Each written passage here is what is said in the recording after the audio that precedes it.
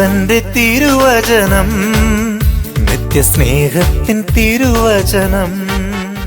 ദൈവ തിരുനാമത്തിന് മഹത്വമുണ്ടായിരിക്കട്ടെ. ഒരിക്കൽ കൂടെ സ്വർഗത്തിൽ ദൈവത്തിന്റെ സ്വരം കേൾക്കുവാനും ദൈവത്തെ ആരാധിപ്പാനും എന്ന വലിയ കൃപയോർത്ത് ദൈവത്തെ നന്ദിയോടെ മഹത്വപ്പെടുത്തുന്നു. എല്ലാവരെയും മെൽസുതമായി വചന ശുശ്രൂഷയിലേക്ക് ഒരുപാട് സന്തോഷത്തോടെ സ്നേഹത്തോടെ സ്വാഗതം ചെയ്യുന്നു. നമ്മൾ ചിന്തിച്ചുകൊണ്ടിരുന്നത് സ്വർഗത്തിലെ ദൈവത്തിന്റെ സന്നിധിയിലേക്ക് എത്തുന്നതിന് ആ വഴിയിൽ തടസ്സമായി നിൽക്കുന്ന കാരണങ്ങളെ കുറിച്ചാണ്. 10 കാരണങ്ങൾ നമ്മൾ പഠിച്ചു കഴിഞ്ഞു. ഇന്ന് 11ാമത്തെ കാരണമാണ് നമ്മൾ ചിന്തിക്കുന്നത്.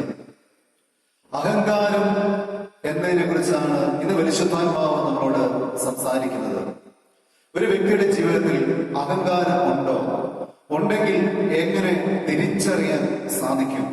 അഹങ്കാരം ആ വ്യക്തിയെ, അവന്റെ ജീവിതത്തെ, അവന്റെ കുടുംബത്തെ അധപതനത്തിലേക്ക് നയിക്കുമോ, രക്ഷയിലേക്ക് നയിക്കുമോ എന്നതിനെ കുറിച്ച് വചനത്തിലൂടെ നമുക്ക് കാണുവാൻ സാധിക്കും. അഹങ്കാരം എന്തെന്ന് മനസ്സിലാവണമെങ്കിൽ അതിന്റെ അപ്പുറത്തുള്ള വിനയവും താഴ്മയും സ്നേഹവും കരുണയും എപ്രകാരം ആണ് എന്നൊരു തിരിച്ചറിവുണ്ടായാൽ മാത്രമേ അഹങ്കാരം എന്തെന്ന് നമുക്കറിയാൻ സാധിക്കൂ. സ്നേഹം, ദയ, കരുണ, വിനയം, താഴ്മ, ഇത് എങ്ങനെയാണെന്ന് അറിഞ്ഞാൽ ആ അഹങ്കാരം എത്രത്തോളം ഉണ്ടെന്ന് നമുക്ക് തിരിച്ചറിയുവാനായിട്ട് സാധിക്കും. നമുക്കെല്ലാവർക്കും ചേർന്ന് വായിക്കാം. ഫിലിപ്പിയ ലേഖനം 2-ാം അധ്യായം 6-ാം തിരുവചനം നമുക്ക് ചേർന്ന് വായിക്കാം. ഫിലിപ്പിയ ലേഖനം 2-ാം അധ്യായം 6-ാം തിരുവചനം നമുക്ക് ചേർന്ന് വായിക്കാം. അവൻ ദൈവരൂപത്തിൽ ഇരിക്കെ ദൈവത്തോടുള്ള സമത്വം മുറുകെ പിടിച്ചുകൊള്ളണം എന്ന് വിചാരിക്കാതെ ദാസരൂപം എടുത്ത് മനുഷ്യ സാദൃശ്യത്തിലായി തന്നെത്താൻ ഒഴിച്ച് വേഷത്തിൽ മനുഷ്യനായി വിളങ്ങി തന്നെത്താൻ താഴ്ത്തി മരണത്തോളം ക്രൂശിലെ മരണത്തോളം തന്നെ അനുസരണമുള്ളവനായി തീർന്നു. മതി. നമ്മൾ വായിച്ചു കേട്ട തിരുവചനം രക്ഷകനായ യേശു തമ്പുരാനെ കുറിച്ചാണ്. ദൈവ രൂപത്തിൽ ഇരിക്കെ ആ ദൈവത്തിന്റെ രൂപം മുറുകെ പിടിക്കാതെ ഒരു മനുഷ്യനായി എത്രത്തോളം താഴ്ത്തപ്പെടാമോ അത്രത്തോളം താഴ്ന്നുകൊണ്ട് ഒരു മനുഷ്യനായി നമ്മുടെ ഇടയിൽ അവൻ ജീവിച്ചു. വെറുതെ ജീവിക്കുകയല്ല ചെയ്തത്. വിനയം എന്തെന്നും സത്യം എന്തെന്നും നീതി എന്തെന്നും കരുണ എന്തെന്നും സ്നേഹം എന്തെന്നും നമ്മളെ കാണിച്ച് തന്നു. വാക്ക് പറഞ്ഞിട്ട് പോവുകയല്ല ചെയ്തത്, ജീവിതത്തിൽ അതിവിടെ കാണിച്ച് തന്നു. വിനയം എന്താണെന്ന് തന്റെ ക്രൂശുമരണത്തിലൂടെ തന്റെ ജീവിതത്തിലൂടെ യേശു തമ്പുരാൻ നമ്മളെ കാണിച്ചു തന്നു. താഴ്മ എന്താണെന്ന് കാണിച്ചു തന്നു. സ്നേഹം എന്താണെന്ന് നമ്മളെ ഇവിടെ പ്രവൃത്തിയിലൂടെ കാണിച്ചു തന്നു. പൊന്നു തമ്പുരാൻ ഒരു അപ്പത്തോളം ചെറുതായി വിശുദ്ധ ബലിയിൽ ഒരു അപ്പത്തിന്റെ എത്രത്തോളം ചെറുതാവാമോ അത്രത്തോളം ചെറുതായി, ഒരു അപ്പത്തിന്റെ അത്രത്തോളം ചെറുതായി വീണ്ടും നുറുക്കപ്പെട്ട് ഒരു അനേക കഷ്ണങ്ങളായി മുറിക്കപ്പെട്ട് അത്രത്തോളം ചെറുതാക്കപ്പെട്ട് നമ്മുടെ ഇടയിൽ നമ്മുടെ ഉള്ളിൽ ജീവിച്ച യേശു തമ്പുരാൻ. അതാണ് വിനയത്തിന്റെ താഴ്മയുടെ ദാസ രൂപം. അത്രത്തോളം താഴ്ത്തപ്പെട്ടു. അങ്ങനെ നമ്മൾ നോക്കുമ്പോ അതിന്റെ നേർ വിപരീതമാണ് അഹങ്കാരം. ഏറ്റവും ഉന്നതിയിൽ നിൽക്കുന്ന ആ സ്വഭാവമാണ് അഹങ്കാരം. എത്രത്തോളം ഉയരത്തിൽ എത്താമോ അത്രത്തോളം ഉയരത്തിലേക്ക് എത്തുവാൻ മനസ്സ് വെമ്പൽ കൊള്ളുന്ന അവസ്ഥ. എന്തെല്ലാം നേടിയെടുക്കാമോ, ആരെല്ലാം തട്ടിച്ചായാലും എന്തെല്ലാം ചെയ്തിട്ടായാലും ആരുടെ മുമ്പിലും എനിക്ക് ഉയർന്നു നിൽക്കണം എന്ന അവസ്ഥ. ഈ സ്നേഹവും വിനയവും താഴ്മയും യേശു തമ്പുരാനിൽ നിന്നാണ് സ്വർഗ സ്വർഗത്തിലെ ദൈവത്തിൽ നിന്നാണ് വരുന്നതെങ്കിൽ ഏറ്റവും ഉയർന്നു നിൽക്കണം, എപ്പോഴും ഉയർന്ന് നിൽക്കണം എന്ന ആഗ്രഹവും ആ അഹങ്കാരവും വരുന്നത് സ്വർഗത്തിലെ ദൈവത്തിൽ നിന്നല്ല എന്ന് നമുക്ക് കാണുവാൻ സാധിക്കും. അപ്പോൾ പിന്നെ എവിടെ നിന്ന്? പിശാചിൽ നിന്നാണ്. ആ പിശാചിൽ നിന്നാണ് അഹങ്കാരത്തിന് ധ്വനി മുഴങ്ങുന്നത്, ഉയരുന്നത്. ഇന്ന് രാത്രിയിൽ അത് തിരിച്ചറിയണം. ദൈവത്തിൽ നിന്ന് വരുന്നത് വിനയമാണ്, സ്നേഹമാണ്, താഴ്മയാണ്, ദാസരൂപമാണ്. എത്രത്തോളം ചെറുതാവാമോ അത്രത്തോളം ചെറുതാവുന്ന അവസ്ഥ. എന്നാല് അഹങ്കാരം എത്രത്തോളം ഉയർന്നിലെത്താമോ, ആരെല്ലാം തകർത്തിട്ടാണെങ്കിൽ എത്രത്തോളം ഉന്നതിൽ എത്താമോ, അതാണ് അഹങ്കാരം എന്ന് ഈ രാത്രിയിൽ നമ്മൾ തിരിച്ച് അറിയണം. അഹങ്കാരം ഉള്ള വ്യക്തികളെ എങ്ങനെ നമുക്ക് തിരിച്ചറിയുവാൻ സാധിക്കും?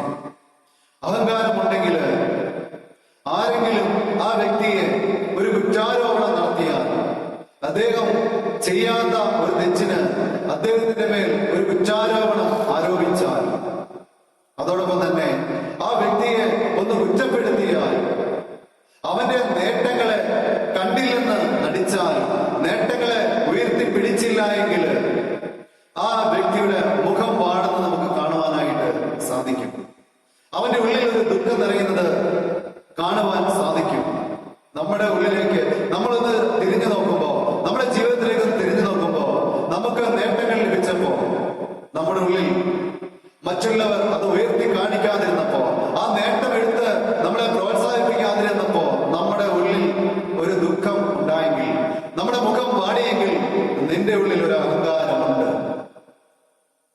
മറ്റുള്ളവര് നമ്മള് ചെയ്ത തെറ്റുകള്, അല്ലെങ്കിൽ ചെയ്യാത്ത തെറ്റുകൾ നമ്മുടെ മുന്നിലേക്ക് നമ്മളൊന്ന് കുറ്റപ്പെടുത്തുന്ന അവസ്ഥയിലേക്ക് മാറ്റുമ്പോ, അവർ ആ ആരോപണം നമ്മുടെ മേൽ ഉന്നയിക്കുമ്പോ നമ്മുടെ മുഖം വാടിയാൽ, നമ്മുടെ ഉള്ളിൽ ഒരു ദുഃഖം തോന്നിയാൽ, നമ്മളുടെ ഉള്ളിൽ ഒരു അഹങ്കാരമുള്ളതായിട്ട് നമുക്ക് തിരിച്ചറിയണം. അപ്പോ നമ്മുടെ വചനത്തിലൂടെ എങ്ങനെ ഒരു വ്യക്തിയുടെ ജീവിതത്തിൽ അഹങ്കാരം എത്രത്തോളം ഉണ്ട് എന്ന് നമുക്ക് ചിന്തിക്കാം. വിശുദ്ധ ലൂക്കോസിന്റെ സുവിശേഷം 18-ാം അധ്യായം 14-ാം തിരുവചനം നമുക്ക് ചേർന്ന് വായിക്കാം. വിശുദ്ധ ലൂക്കോസിന്റെ സുവിശേഷം 18-ാം അധ്യായം 14-ാം തിരുവചനം നമുക്ക് ചേർന്ന് വായിക്കാം. അവൻ നീതീകരിക്കപ്പെട്ടവനായി വീട്ടിലേക്ക് പോയി. അവൻ നീതീകരിക്കപ്പെട്ടവനായി വീട്ടിലേക്ക് പോയി. മറ്റവൻ അങ്ങനെയല്ല. മറ്റവൻ അങ്ങനെ അല്ല. തന്നെത്താൻ ഉയർത്തുന്നവനെല്ലാം താഴ്ത്തപ്പെടും. തന്നെത്താൻ ഉയർത്തുന്നവൻ എല്ലാം താഴ്ത്തപ്പെടും. തന്നെത്താൻ താഴ്ത്തുന്നവൻ എല്ലാം ഉയർത്തപ്പെടും. തന്നെത്താൻ താഴ്ത്തുന്നവൻ എല്ലാം ഉയർത്തപ്പെടും. മതി. നമ്മൾ വായിച്ചു കേട്ടത് എല്ലാവർക്കും അറിയാവുന്ന ഒരു വേദഭാഗമാണ്.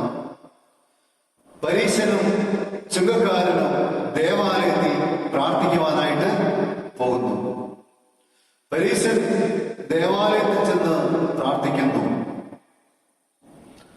അവര് വ്യഭിചാരികളാണ്, ചുങ്കം പിരിക്കുന്നവരാണ്, മോഷ്ടിക്കുന്നവരാണ്. ദൈവമേ, എന്നാൽ അതൊന്നും ഞാൻ ചെയ്യുന്നില്ല. ഞാൻ ഉപവസിക്കുന്നു, പ്രാർത്ഥിക്കുന്നു, ഞാൻ നിനക്ക് ദശാംശം തരുന്നു എന്നാണ് പരീശൻ പ്രാർത്ഥിക്കുമ്പോ. ചുങ്കക്കാരൻ പ്രാർത്ഥിക്കുന്നത് നമുക്ക് കാണുവാനായിട്ട് സാധിക്കും. ദൈവമേ, ഞാൻ പാപിയായ ഒരു മനുഷ്യൻ, എന്നോട് കരുണ തോന്നണമേ എന്ന് അവൻ വിനയമുള്ള ഹൃദയത്തോടെ, നിഷ്കളമായ ഹൃദയത്തോടെ, താഴ്മയോടെ ദൈവസന്നിധിയിൽ പ്രാർത്ഥിക്കുന്നു. അതിൽ പരീശനെ ദൈവം മാനിക്കാതെ ഇരുന്നപ്പോൾ ചുങ്കക്കാരൻ നീതീകരിക്കപ്പെട്ടവനായി ഭവനത്തിലേക്ക് മടങ്ങുന്നു. നമുക്ക് ചേർന്ന് ഒരു വാക്യം വായിക്കുമ്പോ എത്രത്തോളം ആഴമുള്ളതാണെന്ന്, ആ പ്രാർത്ഥനകൾ ആഴമുള്ളതാണെന്ന്, അഹങ്കാരത്തിന്റെ വേരുകൾ എവിടെ നിന്നാണെന്ന് നമുക്ക് മനസ്സിലാകും. പ്രഭാഷകന്റെ പുസ്തകം 10-ാം അധ്യായം 12-ാം തിരുവചനം നമുക്ക് ചേർന്ന് വായിക്കാം. പ്രഭാഷകന്റെ പുസ്തകം 10-ാം അധ്യായം 12-ാം തിരുവചനം നമുക്ക് ചേർന്ന് വായിക്കാം. അഹങ്കാരം തുടങ്ങുമ്പോൾ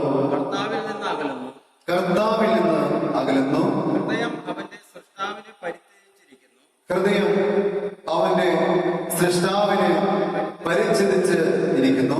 അഹങ്കാരത്തോടൊപ്പം പാപവും മുളയെടുക്കുന്നു. അഹങ്കാരത്തോടൊപ്പം പാപവും മുളയെടുക്കുന്നു. അതിനോട് ഒട്ടി നിൽക്കുന്നവൻ മ്ലേച്ഛത വമിക്കും. അതിനോട് ഒട്ടി നിൽക്കുന്നവൻ മ്ലേച്ഛത വമിക്കും. മതി. അതിന്റെ ആദ്യം നമ്മൾ എടുക്കാം. അഹങ്കാരം തുടങ്ങുമ്പോ കർത്താവിൽ നിന്ന് അകലുന്നു. കർത്താവിൽ നിന്ന് അകലുന്നു. മതി.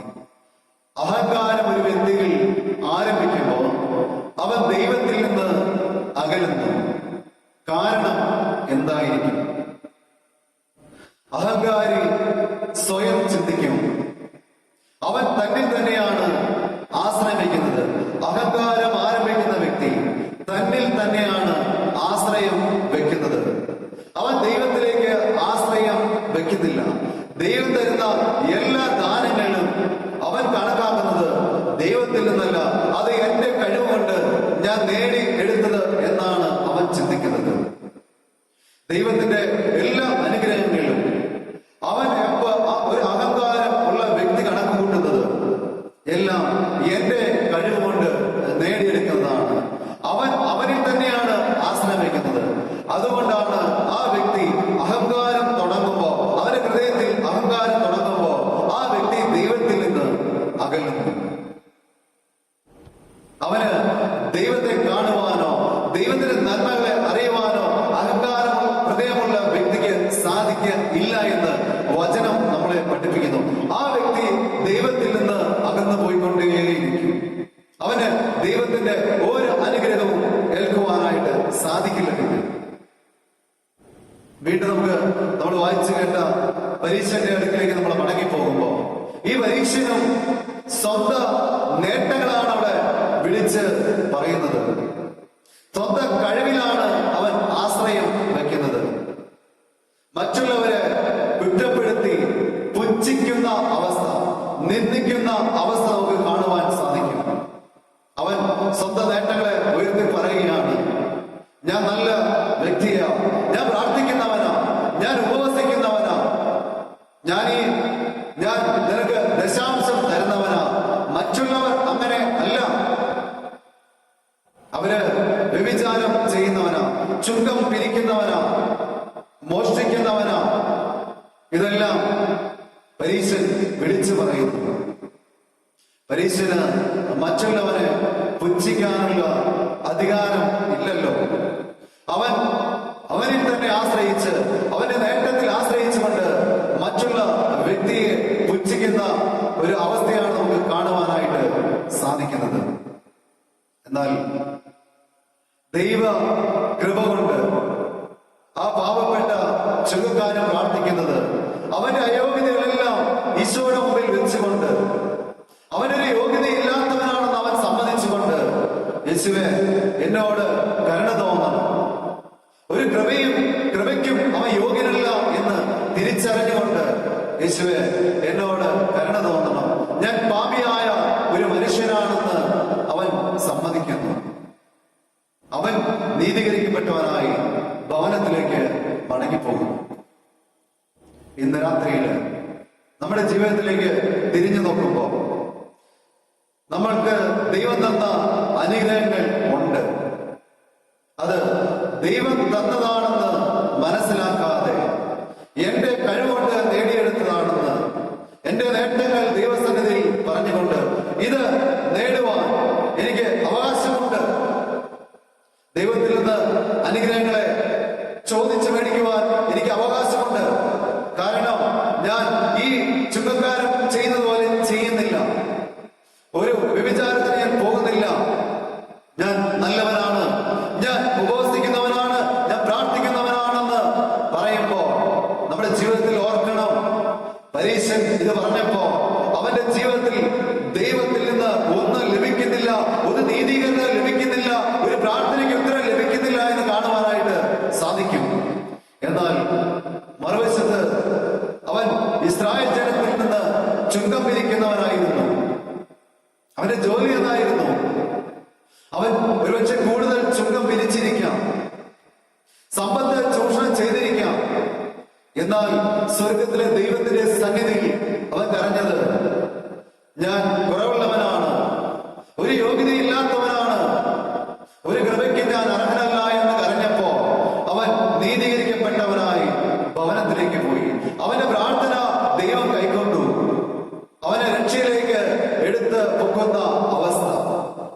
വചനം നമ്മൾ വായിച്ചു കേട്ടതാ. തന്നെത്താൻ ഉയർത്തുന്നവൻ എല്ലാം താഴ്ത്തപ്പെടും, തന്നെത്താൻ താഴ്ത്തുന്നവരെല്ലാം ഉയർത്തപ്പെടും. വചനം സത്യമാണ്. നമ്മുടെ എല്ലാം ജീവിതത്തിലേക്ക് ഒന്ന് തിരിഞ്ഞു നോക്കണം. ഓർമ്മ വെച്ച നാൾ മുതൽ ഇതുവരെ വന്ന വഴിക്ക് നമ്മുടെ ജീവിതത്തിൽ സ്വന്തം ദൈവത്തിൽ ആശ്രയം വയ്ക്കാതെ സ്വന്തം കഴിവിൽ തന്നിൽ തന്നെ ആശ്രയം വെച്ചുകൊണ്ട് ജീവിച്ച അവസ്ഥയിൽ നമ്മുടെ ജീവിതത്തിൽ ഉണ്ടായിട്ടുണ്ടെങ്കിൽ അത് തകർച്ചയിലേക്കാണ്. ഒരു നീതിയും ദൈവത്തിൽ നിന്ന് ലഭിക്കുകയില്ല എന്ന് ഇന്ന് രാത്രിയിൽ ഓർക്കണം. എന്നാൽ നിനക്ക് അനുഗ്രഹം വേണമോ? നീ വിനയപ്പെട്ട് താഴ്ന്ന ഒരു ദാസനെ പോലെ തമ്പുരാന്റെ സന്നിധിയിൽ നീ പ്രാർത്ഥിക്കുമ്പോ ദൈവത്തിൽ നിന്ന് നീതിയും അനുഗ്രഹങ്ങളും നമ്മുടെ ജീവിതത്തിലേക്ക് ഒഴുകുമെന്ന് ഈ വചനം നമ്മളെ പഠിപ്പിക്കുകയാണ്. വീണ്ടും നമുക്കറിയാവുന്ന വചനമാണ് 1 കൊരിന്ത്യർ ലേഖനം 4-ാം അധ്യായം 7-ാം തിരുവചനം. എല്ലാം ദൈവത്തിന്റെ ദാനമാണെന്നിരിക്കെ നീ എന്തിന് അഹങ്കരിക്കുന്നു? നമ്മുടേതെന്ന് പറയാൻ നമ്മുടെ കയ്യിൽ ഒന്നും ഇല്ല. ഈ ലോകത്തിലേക്ക് വന്നപ്പോൾ ഒന്നും കൊണ്ടുവന്നില്ല, ഇവിടെ നിന്ന് പോകുമ്പോൾ ഒന്നും കൊണ്ടുപോകുന്നും ഇല്ല. ദൈവം ദാനമായി തന്നതാണ് എല്ലാം. വീണ്ടും നമ്മൾ ചിന്തിക്കുമ്പോ ചില കാര്യങ്ങൾ നമ്മുടെ ജീവിതത്തിൽ ചില വ്യക്തികൾ ഇങ്ങനെ ഉണ്ട്. അവര് പറയും, എന്റെ കഴിവുകൊണ്ടാണ് ഇതെല്ലാം ഞാൻ നേടിയത്. ജന്മസിദ്ധമായ കഴിവുകൾ ഒരുപക്ഷെ നമുക്ക് കിട്ടാം, അപ്പനിൽ നിന്നോ അമ്മയിൽ നിന്നൊക്കെ. നന്നായി ഒരു പാട്ട് പാടുന്നു എങ്കിൽ ചിലപ്പോ ഒരുപക്ഷെ അമ്മ പാടുന്നതായിരിക്കാം, അല്ലെങ്കിൽ അപ്പൻ പാടുന്നതായിരിക്കാം. നന്നായി പഠിക്കുന്നെങ്കിൽ അപ്പനും അമ്മയും നല്ല വിദ്യാഭ്യാസം ഉള്ളവരായിരിക്കാം. അപ്പോ ജന്മസിദ്ധമായ കഴിവ് നമുക്ക് ഉണ്ടാകാം, അപ്പനിൽ നിന്നും അമ്മയുടെയും കഴിവിലൂടെ കിട്ടുന്ന കഴിവും നമുക്ക് ഉണ്ടാകാം. എന്നാൽ അതെല്ലാം ദൈവത്തിന്റെ ദാനമാണെന്ന് നമ്മൾ തിരിച്ച് അറിയണം. അത് നമുക്ക് അഹങ്കരിക്കാൻ ഒന്നും ഇല്ല, അത് ദൈവത്തിന്റെ ദാനമാണ്. അത് തിരിച്ച് അറിയണം. അപ്പൻ തന്നതല്ലത്, അമ്മ തന്നതല്ലത്, നീ ജനിച്ചപ്പോ നീ സ്വയം ഉണ്ടാക്കിയെടുത്ത അതല്ല, അത് ദൈവം നിനക്ക് ദാനമായി തന്നതാണ്. നീ ജനിച്ചപ്പോ നിനക്ക് ഒരു പാട്ട് പാടാൻ കഴിവുണ്ടെങ്കിൽ, ഒരു പഠിക്കുവാൻ കഴിവുണ്ടെങ്കിൽ, നന്നായി സംസാരിക്കാൻ കഴിവുണ്ടെങ്കിൽ, വാഹനം ഓടിക്കാൻ കഴിവുണ്ടെങ്കിൽ ദൈവം നിന്റെ ദാനമാണത് എന്ന് ഇന്ന് രാത്രിയിൽ തിരിച്ച് അറിയണം. കാരണം നന്നായി എത്ര കഴിവുള്ള വ്യക്തിയാണെങ്കിലും, ജനിച്ചപ്പോൾ മുതൽ എത്ര കഴിവുള്ള വ്യക്തി ആണെങ്കിലും പാടുവാൻ ജന്മസിദ്ധമായി അപ്പനിൽ നിന്നോ അമ്മയിൽ നിന്നോ കിട്ടിയ കഴിവുള്ള വ്യക്തിയാണെങ്കിലും ആ വ്യക്തി പാടുമ്പോ അവന്റെ തൊണ്ടയ്ക്ക് ഒരു അസുഖം വന്നാൽ അവന് പാടാനായിട്ട് പിന്നെ സാധിക്കുകയില്ല. അവൻ എത്ര ശ്രമിച്ചാലും അവനെ കൊണ്ട് സാധിക്കില്ല. എത്ര പഠിക്കുന്ന മകനോ മകളോ ആയാലും തലയൊന്ന് നീച്ചാൽ, ആ ഓർമ്മശക്തി നഷ്ടപ്പെട്ടാൽ, എത്ര പഠിക്കുന്ന വ്യക്തിയാണെന്ന് പറഞ്ഞിട്ടും കാര്യമില്ലാത്ത അവസ്ഥ. അപ്പൊ ദൈവമാണ് ഈ കഴിവെല്ലാം കൊടുക്കുന്നത്. എത്ര ബോക്സിംഗ് ചാമ്പ്യനായാലും അവനൊരു പനി വന്നാൽ, അവൻ കിടപ്പിലായാൽ അവനെ കൊണ്ടൊരു കാര്യവും ഇല്ല. അവന്റെ ജന്മസിദ്ധമായ ഒരു കഴിവുകൊണ്ടോ അപ്പനിൽ നിന്നും അമ്മയിൽ നിന്നും കിട്ടിയ കഴിവുകൊണ്ടോ ഒരു കാര്യവും ഇല്ല എന്ന് നമുക്ക് കാണുവാനായിട്ട് സാധിക്കും. നല്ലൊരു ഓട്ടക്കാരൻ, അവൻ ഓടുമ്പോൾ അവൻ ആരെയും ഒരു ബ്ലോക്ക് വന്നാൽ, അവൻ വീണു പോയാൽ, എത്ര നല്ല ഓട്ടക്കാരനായാലും, എത്ര വർഷം മുമ്പ് ഓടി തുടങ്ങിയതായാലും, എത്ര കഴിവുള്ളവനായാലും, എത്ര ജന്മസിദ്ധമായി കഴിവുള്ളവനായാലും അവനെ കൊണ്ട് ഒന്നും ചെയ്യാൻ സാധിക്കില്ല എന്ന് വചനം നമ്മളെ പഠിപ്പിക്കുകയാണ്.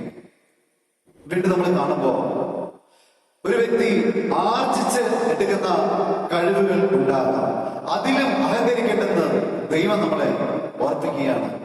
സ്വന്തമായി ആർജിച്ച് എടുക്കുന്ന കഴിവുകൾ, ജന്മസിദ്ധമായിട്ടൊരു കഴിവില്ല, എന്നാൽ തന്റെ കഠിന പ്രയത്നത്തിലൂടെ ആർജിച്ച് എടുക്കുന്ന കഴിവുള്ള വ്യക്തിയും അഹങ്കരിക്കേണ്ട എന്ന് ദൈവം നമ്മളെ പഠിപ്പിക്കുകയാണ്. കാരണം ആ വ്യക്തിക്ക് ആർജിച്ചെടുക്കുമ്പോ ഒരു നല്ല ഡാൻസ് ചെയ്യാൻ വേണ്ടി ആ വ്യക്തിയുടെ സ്വന്തം പ്രയത്നം കൊണ്ട് കഠിനാധ്വാനം ചെയ്ത് അവൻ ആർജിച്ച് നല്ലൊരു ഡാൻസ് ചെയ്യുമ്പോൾ അതിന്റെ പിന്നിൽ അനേകർ പ്രവർത്തിക്കുന്നുണ്ട് അവനെ പഠിപ്പിക്കുവാൻ, ആ വേദി ഒരുക്കുവാൻ. അപ്പോ ഒരിക്കൽ പോലും അവന്റെ മാത്രം കഴിവല്ല അത്, അനേകരുടെ പ്രയത്നഫലമാണ് ഒരു ആർജിച്ചെടുക്കുന്ന ഒരു കഴിവ് രൂപപ്പെട്ട് വരുന്നത്. അപ്പൊ നമ്മൾ ഇന്ന് രാത്രി ചിന്തിക്കണം, ആർജിച്ചെടുക്കുന്ന കഴിവുണ്ട്, കഠിനാധ്വാനം ചെയ്ത് എടുക്കുന്ന കഴിവുണ്ട്. ഞാൻ കഠിനാധ്വാനം ചെയ്തിട്ടാണ് അത് നേടിയതെന്ന് പറയുവാൻ നമുക്ക് അവകാശമില്ല. അതും മറ്റുള്ളവരിലൂടെ, നിനക്കും മറ്റുള്ളവരിലൂടെ എല്ലാം ദൈവം ദാനമായി തരുന്നൊരു കഴിവ് മാത്രമാണത്. അപ്പൊ ഒറ്റയ്ക്ക് അത് ഞാൻ കഠിനാധ്വാനം ചെയ്തതാണെന്ന് പറഞ്ഞ് നേടാൻ പറ്റത്തില്ല. നന്നായി പഠിക്കുന്ന ഒരു മകൻ അവൻ 1-ാം റാങ്ക് മേടിച്ചാൽ അവനെ പഠിപ്പിച്ച അനേകം ടീച്ചേഴ്സ് ഉണ്ട്, ട്യൂഷൻ കൊടുത്തവരുണ്ട്, ഭക്ഷണം മേടിച്ചു കൊടുത്തവരുണ്ട്, മാതാപിതാക്കളുടെ പിന്തുണയുണ്ട്. അപ്പോൾ ഒരിക്കൽ പോലും ആ വ്യക്തിക്കും ആ കുട്ടിക്കും പറയാൻ പറ്റത്തില്ല, ഇത് ഞാൻ രാത്രിയും പകലും ഇരുന്ന് കഠിനാധ്വാനം ചെയ്ത് ഞാൻ ഒറ്റയ്ക്ക് നേടിയതാണെന്ന് പറയാൻ സാധിക്കില്ല. കാരണം അതിന്റെ പിന്നിലും അനേകരുടെ പ്രയത്നം ഉണ്ട്. അതെല്ലാം ഒരുക്കി കൊടുക്കുന്നത് സ്വർഗത്തിലെ ദൈവമാണെന്ന് ഇന്ന് രാത്രിയിൽ നമ്മൾ തിരിച്ച് അറിയണം.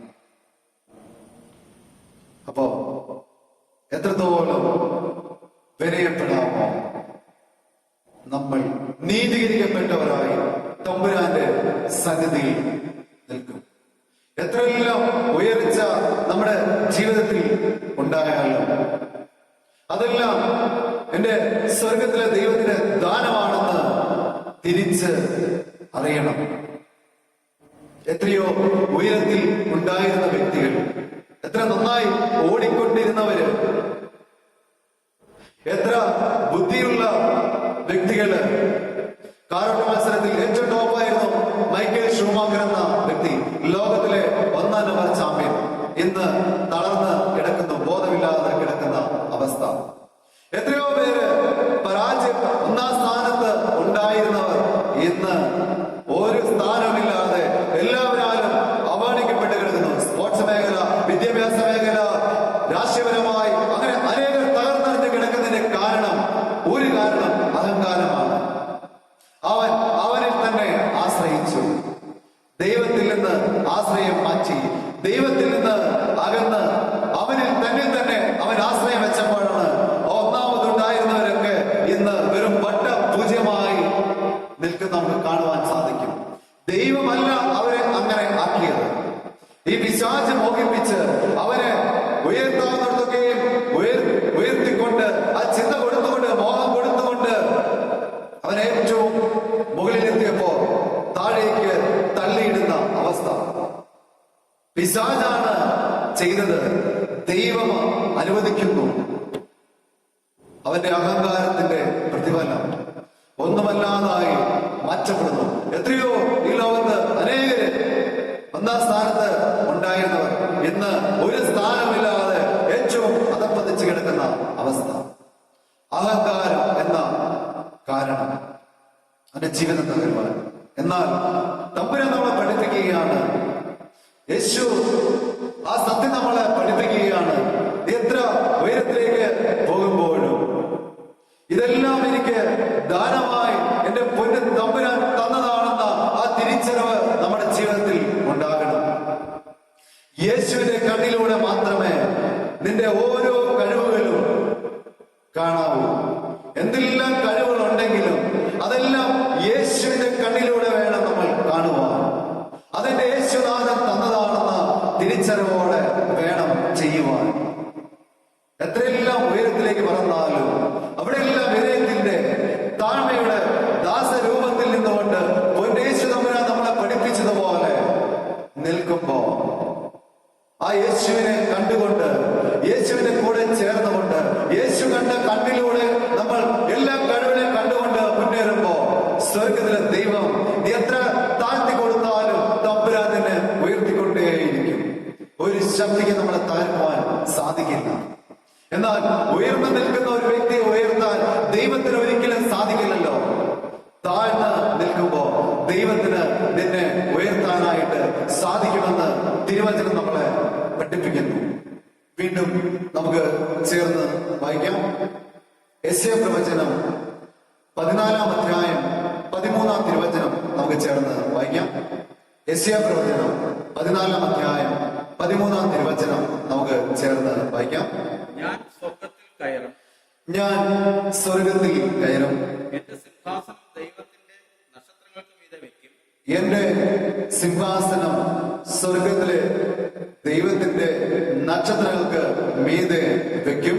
ഉത്തരദിക്കിന്റെ അതിർത്തിയിൽ ഉത്തരദിക്കിന്റെ അതിർത്തിയിൽ സമാഗമ പർവ്വതത്തിന്മേൽ ഞാൻ ഇരുന്നല്ലോ. സമാഗമന പർവ്വതത്തിന്മേൽ ഞാൻ ഇരുന്ന് അരുളും. ഞാൻ മേഘോന്നതങ്ങൾക്ക് മീതെ കയറും, ഞാൻ മേഘ ഉന്നതങ്ങൾക്ക് മീതെ കയറും. ഞാൻ അത്യുന്നതനോട് സമനാകും, ഞാൻ അത്യുന്നതനോട് സമൻ ആകും. എന്നല്ലോ നീ ഹൃദയത്തിൽ പറഞ്ഞത്. എന്നല്ലോ ഹൃദയത്തിൽ നീ പറഞ്ഞത്. നമുക്കറിയാം ഈ തിരുവചനം ഒരു മാലാഖ ദൈവസന്നിധിയിൽ അഹങ്കരിച്ച് പറയുന്നതാണ്. ഈ വാക്യം വായിക്കുമ്പോ ഞാൻ എന്ന് 5 പ്രാവശ്യം പറയുന്നുണ്ട്. ഞാൻ സ്വർഗത്തിൽ കയറും, എന്റെ സിംഹാസനം നക്ഷത്രങ്ങള് മീതെ വെക്കും, ഞാൻ അത്യുന്നതന്റെ കൂടെ ഇരിക്കും. അങ്ങനെ 5 പ്രാവശ്യം ഞാൻ ഞാൻ ഞാൻ എന്ന് മാലാഖ പറയുന്നുണ്ട്. ദൈവത്തിന്റെ കൂടെ നടന്ന മാലാഖ ഈ അഹങ്കാരത്താൽ ദൈവസന്നിധിയിൽ നിന്ന് താഴേക്ക് തള്ളപ്പെട്ട് അധപ്പതിച്ച പിശാചായി മാറിയ മാലാഖ. നമുക്കെല്ലാവർക്കും അറിയാം, ലൂസിഫർ. ആ മാലാഖ താഴേക്ക് അധപ്പതിച്ചു, അവൻ പിശാചായിട്ട് മാറി. ഞാൻ എന്ന ഒരു ഭാവം വരുമ്പോ, അഹങ്കാരത്തിൽ ഞാൻ എന്ന ഒരു ഭാവം വരുമ്പോ, ഒരു തള്ളപ്പെട്ട പിശാചായിട്ട് അവൻ മാറുന്നു. മാലാഖ പിശാച് ആകുന്നു. ഞാൻ നിങ്ങളും ഞാൻ വരുമ്പോ ഒരു പിശാചായി മാറുന്നു, അഹങ്കാരത്തിന്റെ പിശാചായി മാറുന്നു എന്ന് വചനം നമ്മളെ പഠിപ്പിക്കുകയാണ്. ഏറ്റവും മനോഹരമായി നടന്ന ജീവിതം നയിച്ച വ്യക്തികൾ ആയിരിക്കാം. എന്നാൽ എപ്പോഴൊക്കെയോ എന്തൊക്കെയോ നേട്ടങ്ങൾ നേടിയപ്പോ, എല്ലാമായി എന്ന് ചിന്തിച്ചപ്പോ, ഇനി എനിക്കൊരു കുറവും ഇല്ല എന്ന് ചിന്തിച്ചപ്പോ സ്വർഗത്തിലെ ദൈവത്തോട് മത്സരിക്കുന്ന അവസ്ഥ. ഇവിടെ ദൈവത്തോട് മത്സരിക്കുന്ന മാലാഖ ഇന്ന് നമ്മുടെ ജീവിതത്തിലും ഉണ്ടോ എന്ന് നമ്മുടെ ജീവിതത്തിലേക്ക് ഒന്ന് തിരിഞ്ഞ് നോക്കണം. നമ്മളും ദൈവത്തോട് മത്സരിക്കുന്നുണ്ടോ? എന്റെ ജീവിതത്തിൽ ഒരു കുറവും ഇല്ല, എല്ലാം ഞാനാണ്. നമ്മൾ ചിലപ്പോ പറയും, ഞാൻ പറയുന്നത് അനുസരിച്ചാൽ മതി. ചിലപ്പോ ചിലർ നമ്മളെ തെറ്റുകൾ ചൂണ്ടിക്കാട്ടുമ്പോ അത് പറയാൻ നീ ആരാ, എനിക്കറിയാം, അത് ഞാൻ ചെയ്തോളാം. സമ്മതിക്കില്ല തെറ്റ്. ചിലപ്പോ ചെറു പ്രായത്തിലുള്ള കുട്ടികൾ മുതിർന്നവർക്ക് ചില തെറ്റുകൾ ചൂണ്ടിക്കാണിക്കും. അപ്പോഴും പറയും, നീ ആരാ ഈ തെറ്റ് ചൂണ്ടിക്കാണിക്കാൻ? എനിക്ക് അറിയാം, ഞാൻ തീരുമാനിച്ചോളാം. നമ്മുടെ ജീവിതത്തിലേക്ക് തിരിഞ്ഞു നോക്കിക്കേ, ഞാൻ തീരുമാനിച്ചോളാം, അതെനിക്കറിയാം, ഞാൻ ചെയ്തോളാം, എനിക്കറിയാം. ഞാൻ എന്ന ഒരു അഹങ്കാരം നിങ്ങളുടെ ജീവിതത്തിൽ ഉണ്ടോ? ഇന്ന് രാത്രിയില് ചിന്തിക്കണം. സ്വർഗത്തിൽ നിന്ന് ഒരു മാലാഖ തള്ളപ്പെട്ടെങ്കിൽ ആ ഞാൻ കാരണം, ഞാൻ എന്ന അഹങ്കാരം കാരണം സ്വർഗത്തിൽ നിന്ന് ദൈവത്തിന് കൂടെ ഇരുന്ന മാലാഖ തള്ളപ്പെട്ടെങ്കിൽ വെറും മനുഷ്യരായ ഞാനും നിങ്ങളും എത്രത്തോളം തള്ളപ്പെടും ദൈവസ്ഥനിൽ നിന്ന്? ഞാൻ എന്ന ഭാവം വന്നാൽ ചിലപ്പോ നമ്മൾ അഹങ്കരിക്കും. ഞാൻ എത്ര സൗന്ദര്യവതിയാണ്, ഞാൻ എത്ര സൗന്ദര്യവാനാണ് എന്ന് നമ്മൾ അഹങ്കരിക്കും. ഒരുപക്ഷെ സൗന്ദര്യമില്ലാത്ത കുറഞ്ഞൊരു വ്യക്തിയെ കാണുമ്പോ നമ്മൾ പുച്ഛിക്കുകയായിരിക്കും, നിന്ദിക്കുമായിരിക്കും. ചിന്തിക്കണം, ആ സൗന്ദര്യം നിന്റെ നിയന്ത്രണത്തിൽ ആണോ? ഇന്ന് രാത്രിയിൽ ചിന്തിക്കണം. സൗന്ദര്യം എനിക്കുണ്ട്, ഞാൻ മറ്റുള്ളവരെക്കാൾ ഏറ്റവും സൗന്ദര്യം എനിക്കാണ്, ഞാനാണ് ഒന്നാമൻ സൗന്ദര്യത്തിൽ എന്ന് പറയുമ്പോ ഒരൊറ്റ കാര്യം ഇന്ന് രാത്രിയിൽ ചിന്തിക്കണം. ആ സൗന്ദര്യം നിയന്ത്രിക്കുന്നത് നീയാണോ? നിനക്ക് നിന്റെ സൗന്ദര്യത്തെ നിയന്ത്രിക്കാൻ പറ്റുമോ? കാരണം നിന്റെ സൗന്ദര്യത്തിൽ ഒരു ചിക്കൻ ബോക്സ് വന്നാൽ നിന്റെ സൗന്ദര്യം നഷ്ടപ്പെടും. ഒരു ആസിഡ് നിന്റെ ശരീരത്തിൽ വീണാൽ നിന്റെ സൗന്ദര്യം നഷ്ടപ്പെടും. അപ്പോ ചിക്കൻ ബോക്സ് എന്ന ആ മാരക രോഗം വരാതെ, അല്ലെങ്കിൽ ക്യാൻസർ എന്ന മാരക രോഗം വരാതെ നിനക്കതിനെ തടയാൻ സാധിക്കില്ല. അങ്ങനെയെങ്കിൽ നിനക്കതിനെ തടയാൻ സാധിക്കുമെങ്കിൽ നിന്റെ കഴിവാണ് ആ സൗന്ദര്യം നിലനിർത്തുന്നത് നമുക്ക് പറയാനായിട്ട് സാധിക്കും. എന്നാൽ ആ മാരക രോഗം തടയാൻ പറ്റുന്നില്ല എങ്കിൽ, ആ ക്യാൻസർ തടഞ്ഞു നിർത്താൻ, ആ ചിക്കൻ ബോക്സ് വരാതെ നോക്കുവാൻ നിന്നെ കൊണ്ട് കഴിയുന്നില്ല എങ്കിൽ നിന്റെ സൗന്ദര്യം നിയന്ത്രിക്കുന്നത് നമ്മൾ അല്ല, അത് സ്വർഗ്ഗത്തിലെ ദൈവമാണ് നിനക്ക് ആ സൗന്ദര്യം തന്നത്. അത് നിയന്ത്രിക്കുന്നതും സ്വർഗ്ഗത്തിലെ ദൈവമാണ്. നിനക്കൊരു പറയുവാൻ ഒരു മഹത്വവും ഇല്ല. അഹങ്കരിക്കുവാൻ എന്റെയാണ്, ഞാനാണ് ഒന്നാം സ്ഥാനത്ത് ഈ സൗന്ദര്യത്തിൽ എന്ന് പറയുവാൻ എനിക്കും നിനക്കും അവകാശം ഇല്ല.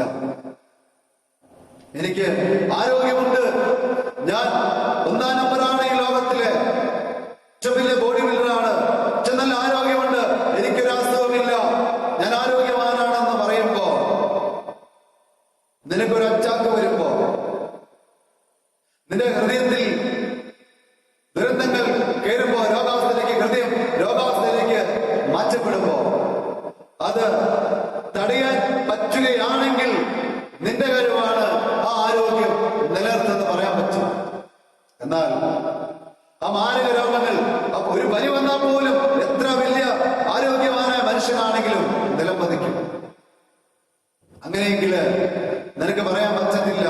നീ നിലംപതിച്ചാൽ നിനക്ക് ആരോഗ്യമുണ്ടായിട്ട് നീ അഹങ്കാരത്തോടെ ഇത് ഞാൻ കഠിനാധ്വാനം ചെയ്ത് ഉണ്ടാക്കിയ ആരോഗ്യമാണ്, ആ ആരോഗ്യ സൗന്ദര്യമാണെന്ന് പറയുമ്പോൾ ഓർക്കണം, നിനക്കൊരു പനി വന്ന് വീണാൽ അത് തടയാൻ പറ്റിയില്ല എങ്കിൽ നിനക്ക് അഹങ്കരിക്കാൻ ഒന്നും ഇല്ല.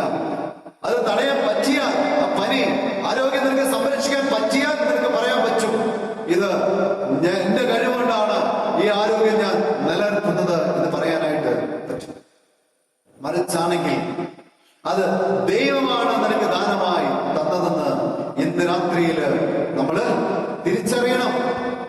ആരോഗ്യം, സൗന്ദര്യം, പണം, സമ്പത്തിൽ നമ്മൾ അഹങ്കരിക്കും. ഇത് ഞാൻ ഉണ്ടാക്കിയതാ, ഈ സമ്പത്ത് മുഴുവൻ കഷ്ടപ്പെട്ട് ഇതെല്ലാം ഉണ്ടാക്കിയത് എന്റെ കഴിവാ, ഞാനാണ് ഉണ്ടാക്കിയതെന്ന് പറയുമ്പോ ചില വ്യക്തികളെ നമ്മൾ കണ്ടിട്ടുണ്ട്. ഒരുപാട് ഉയർന്ന നിലയിൽ നിന്നതാണ്, കുറച്ച് നാളുകൾക്ക് ശേഷം തകർന്ന് തരിപ്പണമായി പോയ അവസ്ഥ, ഒന്നുമില്ലാത്തവനെ പോലെ കടവും കടഭാരമായി മാറിയ അവസ്ഥ. അപ്പോ സമ്പത്തുള്ളവർ ഞാനാണ് ഇതെല്ലാം കെട്ടിപ്പടുത്തത്, ഞാനാണ് ഇതെല്ലാം അധ്വാനിച്ച് ഉണ്ടാക്കിയതെന്ന് പറയുമ്പോൾ ഓർക്കണം, നീ ഉണ്ടാക്കിയതാണെങ്കിൽ, നിന്റെ നിയന്ത്രണത്തിലാണെങ്കിൽ അത് നിനക്ക് തകർച്ചയെ തടയാൻ പറ്റണം. മറിച്ച് നിനക്ക് സാമ്പത്തിക ബുദ്ധിമുട്ട് വരികയാണെങ്കിൽ, നിന്റെ സമ്പത്ത് തകർക്കപ്പെടുകയാണെങ്കിൽ അതിന്റെ നിയന്ത്രണം നിന്റെ കയ്യിൽ അല്ല. അത് നിയന്ത്രണം, ആ സമ്പത്ത് നിയന്ത്രിക്കുന്നത് നിനക്ക് ദാനമായി തന്നത് സ്വർഗത്തിലെ ദൈവമാണെന്ന് തിരിച്ചറിയണം. അപ്പോ എന്തുണ്ട് അഹങ്കരിക്കാൻ? ദൈവം ദാനമായി തന്നത് അല്ലാതെ തിരിച്ചറിയണം. ഇന്ന് രാത്രിയിൽ എന്റെ കയ്യിൽ ഒന്നുമില്ല എന്ന് തിരിച്ചറിയുമ്പോഴാണ് നമ്മുടെ ജീവിതത്തിൽ നിന്ന് അഹങ്കാരം മാറ്റപ്പെടുന്നത്. ഒരു വ്യക്തിക്ക് അഹങ്കാരം മാറ്റണമെങ്കിൽ ഒന്ന് തിരിച്ചറിയണം, എന്റെ ജീവിതത്തിൽ എന്റെ കയ്യിൽ ഒന്നുമില്ല, എല്ലാം ദൈവത്തിന്റെ ദാനമാണ്, ദൈവത്തിന്റെ കരുണയാണെന്ന് ഇന്ന് രാത്രിയില് തിരിച്ചറിയുമ്പോ നിന്റെ അഹങ്കാരം മാറ്റുവാനായിട്ട് സാധിക്കും. നിന്റെ ബുദ്ധിയുടെ മേലുള്ള, നിന്റെ സമ്പത്തിന്റെ മേലുള്ള, ആരോഗ്യത്തിന്റെ മേലുള്ള, സൗന്ദര്യത്തിന്റെ മേലുള്ള, പഠിക്കുക പാടാൻ കഴിവുള്ള വ്യക്തിയുടെ മേലുള്ള, നന്നായി പ്രസംഗിക്കുവാൻ കഴിയുന്ന വ്യക്തിയുടെ മേലുള്ള അഹങ്കാരം മാറ്റണമെങ്കിൽ ഇന്ന് രാത്രി തിരിച്ചറിയണം, എന്റെ കയ്യിൽ ഒന്നുമില്ല, ദൈവത്തിന്റെ ദാനമാണ് എന്ന് തിരിച്ചറിയുമ്പോ നമ്മളിൽ നിന്ന് അഹങ്കാരം മാറാനായിട്ട് തുടങ്ങുമെന്ന് ഇന്ന് രാത്രി തിരിച്ചറിയണം. 1 കൊരിന്ത്യർ ലേഖനം 4:7 നമ്മൾ ഇന്നും ഓർക്കണം. എല്ലാ ദിവസവും ദാനമായി തന്നതല്ലാതെ എന്റെ കയ്യിൽ ഒന്നും ഇല്ല. നമ്മള് വീട്ടിൽ ചേർന്ന് വായിക്കുമ്പോ ഈ അഹങ്കാരം മുഴുവൻ നടത്തുമ്പോ നമ്മുടെ ജീവിതത്തിൽ എന്ത് സംഭവിക്കും? ഇങ്ങനെയെല്ലാം നമ്മള്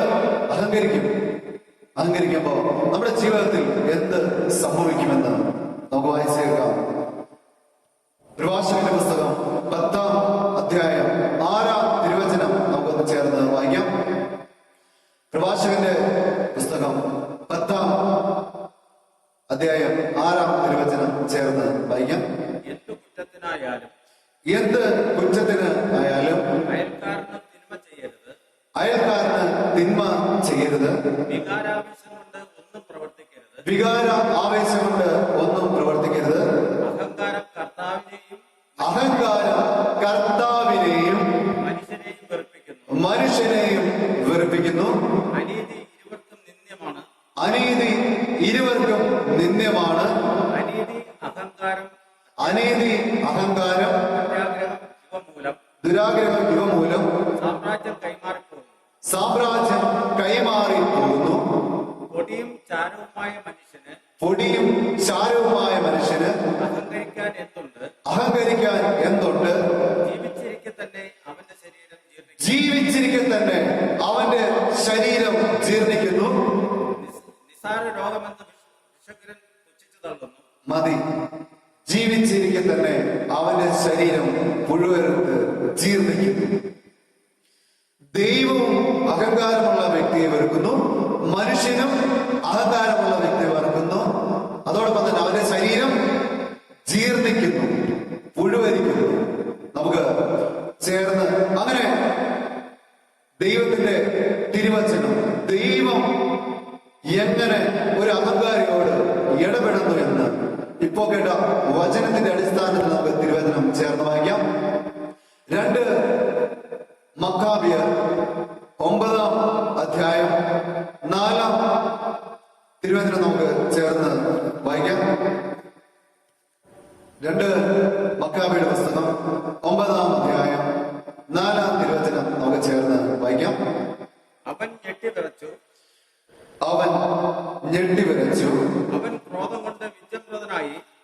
അവൻ ക്രോധം കൊണ്ട് വിജൃംഭൃതനായി പേർഷ്യയിൽ ചെയ്തതെല്ലാം യഹൂദരോട് ചെയ്യണമെന്ന് അവൻ തീരുമാനിച്ചു. തന്റെ തേരാളിയെ വിളിച്ച് ഉടൻ തന്നെ യെരൂശലേമിലേക്ക് പോകുവാൻ ഏർപ്പാട് ചെയ്യാൻ പറഞ്ഞു. വീണ്ടും നമുക്ക് 8-ാം വാക്യം വായിക്കാം. അവൻ സർവ അവയവങ്ങളും ചതഞ്ഞ് ഒടിഞ്ഞു. അല്പനേരം മുമ്പ്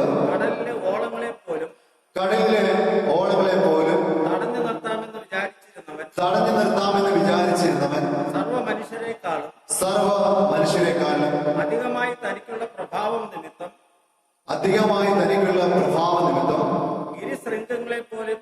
ഗിരിശൃംഗങ്ങളെ പോലും താഴ്ത്തിക്കളയാമെന്ന് അഹങ്കരിച്ചവൻ ഇതാ നിലത്തെറിയപ്പെട്ടിരിക്കുന്നു. മതി. ഇവിടെ നമുക്ക് കാണുവാൻ സാധിക്കും, ഗ്രീക്ക് രാജാവായ അന്തിപ്പോസ് എപ്പിഫാനസ് പേർഷ്യയുമായിട്ട് യുദ്ധം ചെയ്തപ്പോ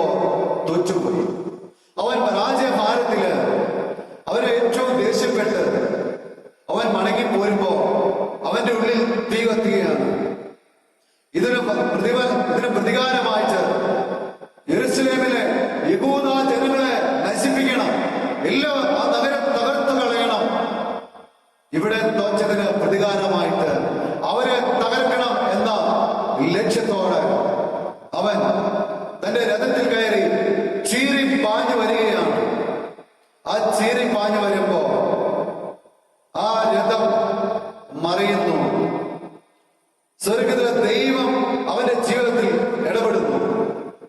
യഹൂദ ജനത്തെ നശിപ്പിക്കുവാൻ, ആ പട്ടണത്തെ തകർത്തെറിയാൻ വേണ്ടി അവൻ വരുമ്പോ, ആ രഥത്തിന് അവൻ സ്പീഡ് കൂട്ടി വരുമ്പോ ആ രഥം മറിയുന്നു. ആ രഥത്തിൽ നിന്ന് അവൻ വലിച്ചെറിയപ്പെടുന്നു. ദൈവത്താൽ അവൻ വലിച്ചെറിയപ്പെടുക. അവന്റെ സർവ്വ അവയവങ്ങളും നുറുങ്ങുന്നു. അവൻ എന്നിട്ടും അവൻ വീണ്ടും അഹങ്കാരത്തോടെ എന്നാലും ഞാൻ അവരെ തകർക്കുമെന്ന ഒരു ദൃഢനിശ്ചയം ചെയ്ത് എഴുന്നേൽക്കുമ്പോ പെട്ടെന്ന് അവനൊരു ഉദരരോഗം വരുന്നു. അവന് എഴുന്നേൽക്കാൻ പറ്റാത്ത അവസ്ഥയിലേക്ക് മാറ്റപ്പെടുന്നു. അവൻ ജീവിച്ചിരിക്കെ തന്നെ ആ ഉദര രോഗത്താൽ അവന്റെ ശരീരം ജീർണിക്കുന്നു. അടുത്ത് നിൽക്കുന്ന ആർക്കും ആ മണം, ആ ദുർഗന്ധം സഹിക്കാൻ പറ്റാത്ത അവസ്ഥ. പുഴുവരിക്കുന്നു അവന്റെ ശരീരത്തിൽ. അവൻ ജീവിച്ചിരിക്കുമ്പോൾ തന്നെ അവന്റെ ശരീരം പുഴുവരിക്കുന്ന അവസ്ഥ. അവൻ കിടന്ന് പ്രാണവേദനയോടെ നിലവിളിക്കുന്നു. അടുത്തൊരു മനുഷ്യന് നിൽക്കാൻ പറ്റാത്ത വിധം ദുർഗന്ധം വഹിക്കുന്നു അവന്റെ ശരീരത്തിൽ നിന്ന്. ദുർഗന്ധം വഹിക്കുന്നു, വമിക്കുന്നു അവന്റെ ശരീരത്തിൽ നിന്ന്. ഇറച്ചി കഷ്ണങ്ങൾ മുറിഞ്ഞു വീഴുന്നു, പുഴുവരിക്കുന്നു ശരീരം. ഇത്രത്തോളം ഹീനമായ അവസ്ഥയിലേക്ക് ആ പ്രബലനായ അഹങ്കാരിയായ ആ രാജാവ് മാറ്റപ്പെടുന്നു. ആർക്കൊന്നും ചെയ്യാൻ പറ്റുന്നില്ല. രാജാവാണ്, ആർക്കും രക്ഷിക്കാൻ പറ്റുന്നില്ല. അതിന്റെ 9:13 വാക്യം നമ്മൾ വായിക്കുമ്പോ നമുക്ക് മനസ്സിലാകും അവന്റെ അവസ്ഥ. മനുഷ്യൻ മരണമുള്ളവനായിരിക്കെ അവൻ ദൈവത്തിന് എതിരായി ചിന്തിക്കുക പോലും അരുത് എന്ന് പറഞ്ഞുപോയി. അവൻ ആ പ്രാണവേദനയിൽ കിടന്നുകൊണ്ട് അവൻ പറയുകയാണ്, മരണം എല്ലാവർക്കും ഉണ്ട്. ദൈവത്തോട് മത്സരിക്കരുത് എന്ന് അത്രത്തോളം അഹങ്കാരത്തിന്റെ ഉന്നതിയിൽ നിന്ന ആ രാജാവ് എല്ലാം ഉണ്ടവന്. ആ അഹങ്കാരിയുടെ മേൽ ദൈവം ഒന്ന് സ്പർശിച്ചപ്പോ അതുവരെ ഉന്നതത്തിൽ നിന്ന ആ അഹങ്കാരി ഏറ്റവും താഴ്ത്തപ്പെട്ടവനായി, ശരീരം പോലും ജീർണിക്കുന്ന അവസ്ഥയിലേക്ക്, പുഴുവരിക്കുന്ന അവസ്ഥയിലേക്ക് അവൻ തകർക്കപ്പെട്ടു. എല്ലാവരും ആ അഹങ്കാരിയെ ദൈവം വെറുക്കുന്നത് നമുക്ക് കാണുവാനായിട്ട് സാധിക്കുന്നു. ദൈവം അവനെ വെറുക്കുന്നു. അതോടൊപ്പം തന്നെ മനുഷ്യരും അവനെ വെറുക്കുന്നു. ഈ ദുർഗന്ധം അവന്റെ ശരീരത്തിൽ നിന്ന് പുറത്തേക്ക് പോകുമ്പോ ആര് അവനോട് ചേർന്ന് നിൽക്കും? അവനെ അത്രത്തോളം രാജാവെന്ന് വാഴ്ത്തിയവർ മുഖം മുഴുവൻ മുഖം പൊത്തിക്കൊണ്ട് അവനെ വെറുക്കുന്ന അവസ്ഥയിലേക്ക് മാറ്റി നിർത്തി. എല്ലാവരും അവൻ വെറുക്കപ്പെട്ടു. ഒരു അഹങ്കാരിയെ, അഹങ്കാര സ്വഭാവമുള്ള വ്യക്തിയെ നമ്മൾ ചിന്തിക്കുമ്പോ അവന്റെ ഉള്ളിൽ അഹങ്കാരം അവന്റെ ഉള്ളിൽ ഉടലെടുക്കുമ്പോ സഹോദരങ്ങൾ അവനെ വെറുക്കാൻ തുടങ്ങും, ബന്ധുമിത്രാദികൾ വെറുക്കാൻ തുടങ്ങും, സമൂഹം അവനെ വെറുക്കാൻ തുടങ്ങും, ഇടവകയിൽ അവനെ വെറുക്കാൻ തുടങ്ങും. എല്ലാവരും ആ വ്യക്തിയെ മാറ്റി നിർത്താൻ തുടങ്ങും. നമ്മൾ സ്വയം ചിന്തിച്ചാൽ മതി. അഹങ്കാരത്താൽ നമ്മൾ മറ്റുള്ളവരെ ഉപദ്രവിക്കുമ്പോ, മറ്റുള്ളവരെ നിന്ദിക്കുമ്പോ, കുറ്റപ്പെടുത്തുമ്പോ നമ്മൾ തിരിച്ചറിയുന്നില്ല ദൈവം നമ്മളെ വെറുക്കുകയാണ്. സഹോദരങ്ങൾ നമ്മളെ വെറുക്കുകയാണ്, നമ്മിൽ നിന്ന് അകന്ന് മാറുകയാണ്. ഈ ഗ്രീക്ക് രാജാവായ അന്തിപ്പോസ് എപ്പിഫാനസ് എല്ലാവരെയും ഉപദ്രവിച്ചവനാ, ചവിട്ടിക്കൂട്ടിയവനാ, വെട്ടിക്കൊന്നവനാ. അവസാനം അവന്റെ അഹങ്കാരത്താൽ ദൈവം ഒന്ന് സ്പർശിച്ചപ്പോ അവൻ തകരുന്നു, ജീർണിക്കുന്ന അവസ്ഥയിലേക്ക് മാറ്റപ്പെടുന്നു. ദൈവം വെറുക്കുന്നു, മനുഷ്യരും അവനെ വെറുക്കുന്നു. ഞാൻ നിങ്ങളും ഇന്ന് രാത്രിയില് തിരിച്ചറിയണം, നിന്റെ ഉള്ളില്, എന്റെ ഉള്ളില്, നമ്മുടെ ഉള്ളില് അഹങ്കാരമുണ്ടെങ്കില്, അഹങ്കാരം എന്ന വിശ്വാസമുണ്ടെങ്കില് ദൈവം വെറുക്കും, സമൂഹം വെറുക്കും, ബന്ധുമിത്രാദികൾ വെറുക്കും. ഓർക്കണം, ഓർമ്മ വെച്ച നാൾ മുതൽ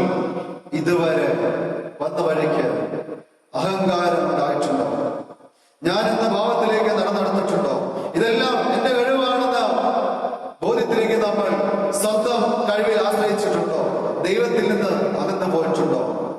ഉണ്ടെങ്കിൽ ഇന്ന് രാത്രി ഒരു തീരുമാനമെടുക്കണം. ആ ചുങ്കക്കാരൻ തീരുമാനിച്ചതുപോലെ പ്രാർത്ഥിക്കണം. ഞാനൊന്നുമല്ല, എന്റെ കയ്യിൽ ഒരു കഴിവില്ല, ഞാൻ പാപിയായ ഒരു മനുഷ്യനാണ്, എന്റെ പൊന്നു തമ്പുരാനെ എന്ന് യേശുവിന്റെ കണ്ണിലൂടെ കാണുവാൻ സാധിക്കണം. ഒരു കഴിവും എനിക്കില്ല, ഇതെല്ലാം എന്റെ ദൈവത്തിന്റെ ദാനമാണെന്ന് തിരിച്ചറിഞ്ഞ് തമ്പുരാന്റെ മുമ്പില് കണ്ണുനീരോടെ അനുതാപമുള്ള ഹൃദയത്തോടെ ചെല്ലുമ്പോ സ്വർഗത്തിലെ ദൈവം നമ്മളെ ചേർത്ത് പിടിക്കും. എത്ര അഹങ്കാരി ആയിരുന്നാലും, എത്ര അഹങ്കാരത്തിന്റെ ജീവിതത്തിൽ നീ ചെയ്തു കൂട്ടിയിട്ടുണ്ടെങ്കിലും പ്രവർത്തിച്ചിട്ടുണ്ടെങ്കിലും യേശുവിന്റെ തിരുസന്നിധിയിലേക്ക് ഒരു വിശുദ്ധ കുമ്പസാരമായി, അനുതാപമുള്ള ഹൃദയമായി, പാപബോധമുള്ള ഹൃദയമായി വന്നാൽ സ്നേഹവാനായ യേശു തമ്പുരാൻ നമ്മളെ ചേർത്ത് പിടിക്കുമെന്ന് ഇന്ന് രാത്രി തിരിച്ചറിയണം. ഒരു തീരുമാനമെടുക്കണം. ആ യേശുവിന്റെ അടുക്കിലേക്ക് മടങ്ങി ചെല്ലുക. ഒന്ന് നമ്മൾ ഓർക്കണം, ഇന്ന് രാത്രിയിൽ ഈ ഗ്രീക്ക് രാജാവ് വീണതുപോലെ അഹങ്കാരിയുള്ള വ്യക്തിയാണ് നമ്മളെങ്കിൽ ഒട്ടും പ്രതീക്ഷിക്കാതെ നമ്മുടെ ജീവിതത്തിൽ ഒരു വീഴ്ച വരും. എത്ര ഉയരത്തിലേക്ക് ഓടിയാലും ഒറ്റ നിമിഷം കൊണ്ട് നീ തകർക്കപ്പെടും. വീഴ്ച നിന്റെ ജീവിതത്തിൽ ഉണ്ടാകും. അതിന്ന് രാത്രി തിരിച്ചറിയണം. ഗ്രീക്ക് രാജാവായ അന്തിപ്പോസ് എപ്പിഫാനസ് വീണെങ്കിൽ സാധാരണ ഒരു മനുഷ്യനായ ഞാൻ എന്തെങ്കിലും എപ്പ വേണേലും വീഴാം, പിന്നെ എഴുന്നേൽക്കുന്നില്ല എന്ന് അവിടെ കാണുവാനായിട്ട് സാധിക്കും. രാജാവ് പറയുന്നുണ്ട്, ഞാൻ തകർക്കുമെന്ന് പറയുന്ന പട്ടണം അതെല്ലാം ഞാൻ പുനർനിർമ്മിച്ചു തരാം, എന്നോട് ക്ഷമിക്കണം ദൈവമേ എന്ന് പറഞ്ഞവൻ പറയുന്നു. ഇന്ന് രാത്രി എത്ര നിന്റെ എന്ന് പറഞ്ഞ് കെട്ടിപ്പൊക്കിയതാണെങ്കിലും, ഇത് ഞാൻ ഉണ്ടാക്കിയതാണെന്ന് പറഞ്ഞ് അഹങ്കരിച്ചിരിക്കുമ്പോഴും ഒന്നോർക്കണം, എപ്പ വേണേലും തകർക്കപ്പെടാം. ഏത് ബിസിനസ് സാമ്രാജ്യമാകട്ടെ, എത്ര പഠിക്കുന്ന വ്യക്തിയാവട്ടെ, എത്ര പാടുന്ന കഴിവുള്ളവരായിക്കൊള്ളട്ടെ, എത്ര അഡ്വക്കേറ്റ് ആയിക്കൊള്ളട്ടെ കഴിവുള്ള, എത്ര ഡോക്ടർ ആയിക്കോട്ടെ, എത്ര പോലീസ് ഉദ്യോഗസ്ഥനായിക്കൊള്ളട്ടെ, ഒട്ടും പ്രതീക്ഷിക്കാതെ വീഴ്ത്തപ്പെട്ട് ഒരു കാരണം അഹങ്കാരം ആയിരിക്കാം എന്ന് ഇന്ന് രാത്രിയിൽ ചിന്തിക്കുന്നു. വീണ്ടും നമുക്ക് ദാനിയേലിന്റെ പുസ്തകം 4-ാം അധ്യായം 29-ാം തിരുവചനം നമുക്ക് ചേർന്ന് വായിക്കാം. ദാനിയേലിന്റെ പുസ്തകം 4-ാം അധ്യായം 29-ാം തിരുവചനം നമുക്ക് ചേർന്ന് വായിക്കാം. 12 മാസം കഴിഞ്ഞിട്ട് 12 മാസം കഴിഞ്ഞിട്ട് അവൻ ബാബേലിലെ രാജമന്ദിരത്തിൽ ഉലാത്തിക്കൊണ്ടിരുന്നു. അവൻ ബാബേലിലെ രാജമന്ദിരത്തിൽ ഉലാത്തിക്കൊണ്ടിരുന്നു. ഇത് ഞാൻ എന്റെ ധനമഹാത്മ്യത്താൽ ഇത് ഞാൻ എന്റെ ധനമാഹാത്മ്യത്താൽ എന്റെ പ്രതാപ മഹത്വത്തിനായിട്ട് എന്റെ പ്രതാപ മഹത്വത്തിനായിട്ട് രാജധാനിയായി പണിതത് രാജധാനിയായി പണിത മഹദിയാം ബാബേൽ അല്ലയോ, മഹദിയാം ബാബേൽ അല്ലയോ എന്ന് രാജാവ് പറഞ്ഞു തുടങ്ങി. എന്ന് രാജാവ് പറഞ്ഞു തുടങ്ങി. ഈ വാക്കു രാജാവിന്റെ വായിൽ ഇരിക്കുമ്പോൾ തന്നെ ഈ വാക്ക് രാജാവിന്റെ വായിൽ ഇരിക്കുമ്പോൾ തന്നെ സ്വർഗത്തിൽ നിന്ന് ഒരു സ്വരം കേട്ടു.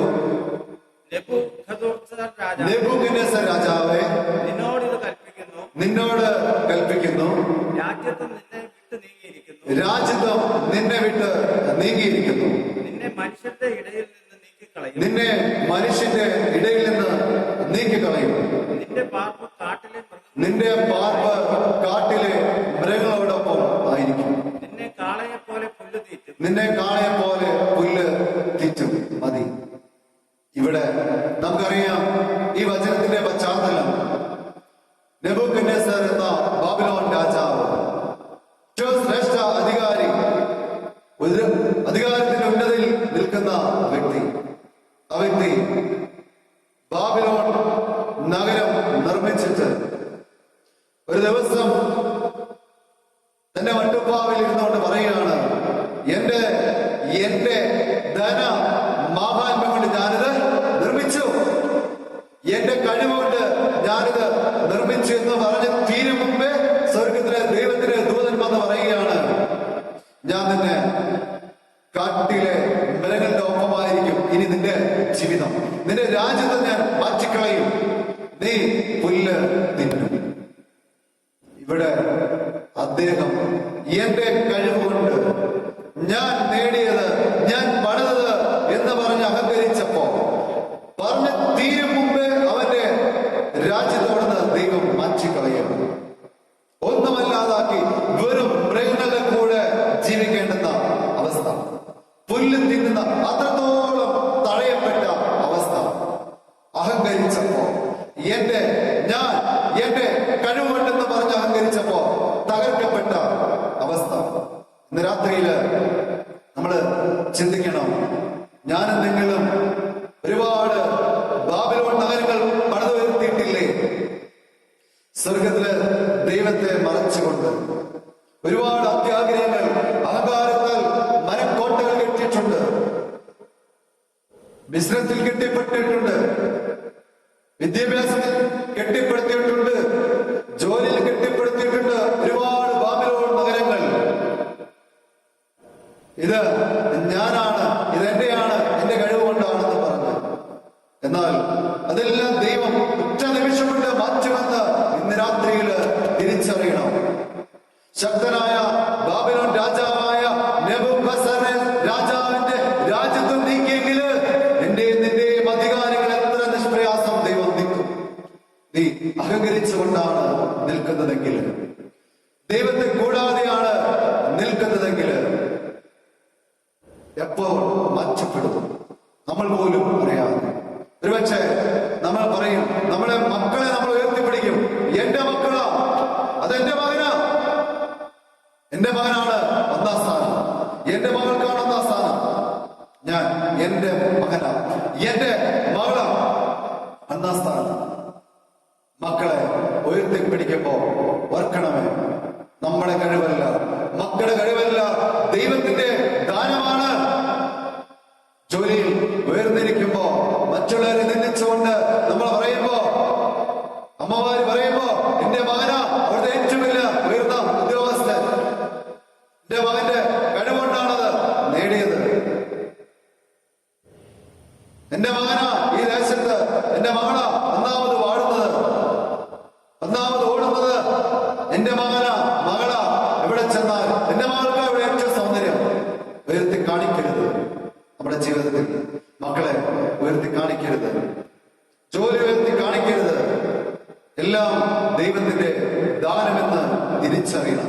യേശുവിന്റെ കണ്ണിലൂടെ, വിനയത്തിന്റെ താഴ്മയുടെ കണ്ണിലൂടെ വേണം ഓരോ കഴിവുകളും നമ്മൾ കാണുവാൻ. അല്ല എങ്കിൽ തകർക്കപ്പെടുമെന്ന് വചനം നമ്മളെ പഠിപ്പിക്കുന്നു. നമ്മൾ പറയുമ്പോ എന്റെ മകൻ ഡോക്ടറാണ്, എല്ലാം കഴിവുണ്ടെന്ന് പറഞ്ഞ് അഹങ്കരിക്കുമ്പോൾ ഒന്ന് ഓർക്കണം, ശരീരത്തിന് പനിക്ക് ചികിത്സിക്കുന്ന ഒരു ഡോക്ടർക്ക് ആ ഡോക്ടറുടെ കൈ ഒടിഞ്ഞാൽ ആ ഡോക്ടർക്ക് തന്നെ ചികിത്സിക്കാൻ പറ്റത്തില്ല. ആ ഡോക്ടർ കൈ ചികിത്സിക്കുന്ന ഡോക്ടറെ അടുക്കൽ പോകണം. അങ്ങനെയെങ്കിൽ ഈ ഡോക്ടർ, എന്റെ മകൻ ഡോക്ടറാ, അവന് കഴിവുണ്ട് എന്ന് പറഞ്ഞ് അംഗീകരിക്കുമ്പോ അവന് കഴിവുണ്ടോ സ്വന്തമായിട്ട്? ഇല്ല. അവൻ പനിക്ക് ചികിത്സിക്കുന്ന ഡോക്ടറാണെങ്കിൽ അവന്റെ കൈയൊടിഞ്ഞാൽ അവൻ വേറൊരു ഡോക്ടറെ സമീപിക്കണം. കൈക്ക് ചികിത്സിക്കുന്ന ഡോക്ടറുടെ തലയ്ക്ക് ക്ഷതമേറ്റാൽ തല ചികിത്സിക്കുന്ന ഡോക്ടറുടെ അടുക്കൽ പോകണം. അപ്പോൾ ഈ ഡോക്ടറും പൂർണ്ണനല്ല. അപ്പൊ എന്റെ ഡോക്ടർ കഴിവുള്ളവനാണെന്ന് പറഞ്ഞിട്ട് എന്ത് കാര്യം? അതോടൊപ്പം എന്റെ മകൻ IAS-കാരനാ, അവനേക്കാൾ വലിയവൻ ആരുമില്ല, അവന്റെ കഴിവും ബുദ്ധിക്കും ഒപ്പം നിൽക്കാൻ ഈ ലോകത്തിൽ ആരുമില്ലെന്ന് പറയുമ്പോ നമ്മൾ ഓർക്കണം, ആ IAS കളക്ടർക്ക്, IAS-കാരനെ മകന് അവന്റെ തലയില് ഒരു ട്യൂമർ വന്ന് അവന്റെ ബോധം പോയാൽ അവനാര് മാനിക്കും? അവനെന്ത് കഴിവുണ്ട്? ചിന്തിക്കണം. നമ്മൾ ഉയർത്തി കട്ടരുത്. എത്ര വലിയ പോലീസ് IPS ഉദ്യോഗസ്ഥനായാലും അവരെത്ര കഴിവുണ്ടെന്ന് പറഞ്ഞാൽ എന്റെ മകൻ IPS-കാരനാ, അവനവല്ലാരുടെ ആരുമില്ലെന്ന് പറയുമ്പോഴും അവനൊന്ന് വീണ അവന്റെ നടുവെന്ന് തളർന്നു പോയാൽ ആര് മാനിക്കും? അവനെന്ത് കഴിവുണ്ട്? അപ്പോ ഞാനും നിങ്ങളും അഹങ്കരിക്കരുത്. ഞാനാണ് ഇതെല്ലാം, എന്റെ മഹാത്മ്യം കൊണ്ട് ഉണ്ടാക്കിയതാണ്, ഇതെന്റെ മകനാ മകളാ എന്ന് മറ്റുള്ളവരുടെ മുമ്പിൽ മക്കളെ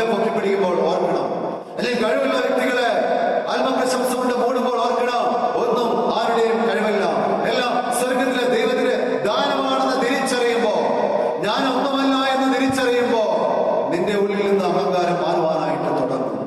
ഇന്ന് രാത്രിയിൽ അത് തിരിച്ച് അറിയണം.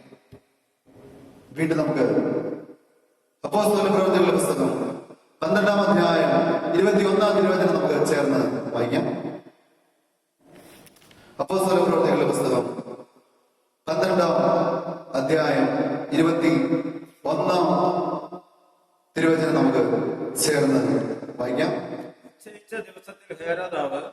നിശ്ചയിച്ച ദിവസത്തിൽ ഹേരോദാവ് രാജവസ്ത്രം ധരിച്ച് ഭദ്രാസനത്തിലിരുന്നു. രാജവസ്ത്രം ധരിച്ച് സിംഹാസനത്തിലിരുന്നു. അവരോട് ഒരു പ്രസംഗം കഴിച്ചു. ഇത് മനുഷ്യന്റെ ശബ്ദമല്ല, ഒരു ദേവന്റെ ശബ്ദം അത്രേ എന്ന് ജനമാർത്തു. ഒരു ദേവന്റെ ശബ്ദമെന്ന് ജനം ആർത്തു. അവൻ ദൈവത്തിന് മഹത്വം കൊടുക്കായികയാൽ കർത്താവിന്റെ ദൂതൻ ഉടനെ അവനെ അടിച്ചു. അവൻ കൃമിക്ക് ഇരയായി പ്രാണനെ വിട്ടു. മതി. ഹെരോദാസ് രാജാവ് തന്റെ മഹത്വത്തെ കുറിച്ച് വർണ്ണിച്ചപ്പോ, തന്റെ പ്രജകൾ അവന് മഹത്വം കൊടുത്തപ്പോ, ആ നിമിഷം തന്നെ സ്വർഗത്തിലെ ദൈവത്തിന്റെ ദൂതൻ അവനെ അടിച്ച് താഴെ ഇടുന്നു. അവൻ പുഴുവരിച്ച് പ്രാണൻ വെടിയുന്നത് കാണുവാനായിട്ട് സാധിക്കും.